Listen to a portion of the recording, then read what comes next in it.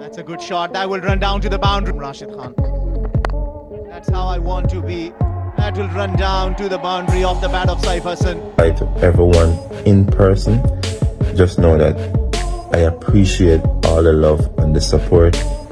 Alright. It really means a lot to me, especially Saif একাই West ইন্ডিজকে হারিয়ে দিবে। লাইভে এসে একই বলেন আন্দার রাসেল, যা শুনে হতবাক ক্রিকেট দুনিয়া।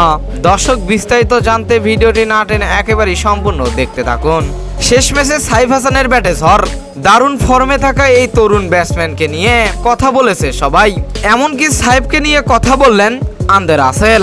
একটা ইনস্টাগ্রামের লাইভে এসে রাসেল বললেন, সাইফ খেললে ওয়েস্ট ইন্ডিজ রেস্ট নিতে পারবে না, ওয়েস্ট ইন্ডিজকে প্ল্যান করতে হবে কিভাবে সাইফকে আটকানো যায়।